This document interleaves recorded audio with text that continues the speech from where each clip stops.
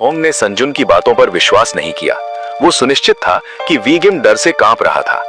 वीगिम के घर लौटने के बाद उसने वही रूटीन दोहराया। वीगिम ने अपने पिता की निगरानी में अध्ययन किया और सोने से पहले खुद को चोट पहुंचाई। अगले दिन वीगिम को स्कूल ले जाने के रास्ते में उसके पिता ने वीगिम को चेतावनी दी कि अगर उसे अगली परीक्षा में कम अंक मिले तो वीम को सीआरएम स्कूल में इंटरमीडिएट क्लास में डिमोट कर दिया जाएगा। इस समय होंगिल ने उसे मैसेज किया। उसने वीगिम को याद दिलाया कि वो क्लास में लाने के लिए ब्रेड खरीदना याद रखे। वीजम ने अपना फोन बंद कर दिया और होंगिल को नजरअंदाज कर दिया। जब वीजम क्लास में पहुंचा तो होंगिल ने उससे ब्रेड के बारे में पूछा। वीजम ने कहा कि वो भूल गया। वूजम का भावहीन चेहरा देखकर होंगिल ने गुस्से में उसके ईयरफोन छीन लिए। होंगिल को म्यूजिक प्लेयर बहुत दिलचस्प लगा। अब से ये होंगिल का होगा। वीजम म्यूजिक प्लेयर खोने का जोखिम नहीं उठा सकता था, इसलिए हम जंग ने होंगिल को बुलाया और उससे इसे वापस करने के लिए कहा। हमने धीमी आवाज में समझाया कि ये उसकी महत्वपूर्ण वस्तु है। अप्रत्याशित रूप से होंगिल ने वीज को पागल होने के लिए डांटा, लेकिन वीजुन अभी भी हार नहीं मानेगा। उसने म्यूजिक प्लेयर वापस पाने पर जोर दिया। भले ही उसे पीटा जाए, वोंग अभी भी होंगिल से इसे वापस करना चाहता था। वोंग के तनावग्रस्त भाव को देखकर होंगिल ने ईयरफोन उतार दिए। फिर उसने कहा कि वो इसे वापस कर देगा।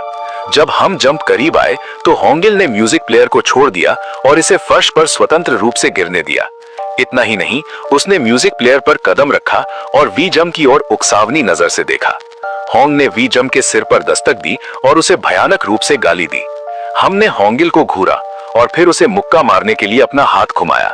होंग युनकी की डेस्क से टकराया, जिससे युनकी जाग गया। युनकी ने अपना चश्मा पहना और इससे बचने के लिए खड़ा हो गया।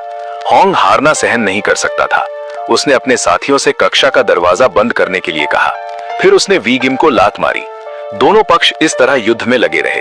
कक्षा में डेस्क और कुर्सियां सब पलट गईं। सहपाठी केवल खड़े होकर देख सकते थे। अंत में होंगिल को वीगिम ने फर्श पर दबोच लिया। वू के हाथ ने होंगिल की गर्दन को कसकर पकड़ लिया। होंग के साथियों ने देखा कि स्थिति अच्छी नहीं है और उसे रोकने के लिए आगे बढ़ना चाहते थे, लेकिन यूनी ने उसे रोका। ये एक आमने सामने की लड़ाई थी जिसमें हस्तक्षेप नहीं किया जा सकता था। जब वीजम ने होंगिल का गला घोंटा तो वीग ने लगभग अपना दिमाग खो दिया। जब जंग को होश आया तो उसने जल्दी से होंग वाई को छोड़ दिया। फिर वो अपने म्यूजिक प्लेयर की जांच करने गया।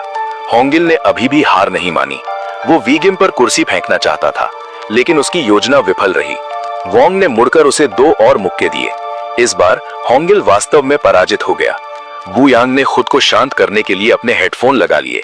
वो हाफते हुए अपनी सीट पर चला गया। अपनी डेस्क पर बैठने के बाद उसने अपना होमवर्क करना जारी रखा, जैसे कि वो नहीं था जिस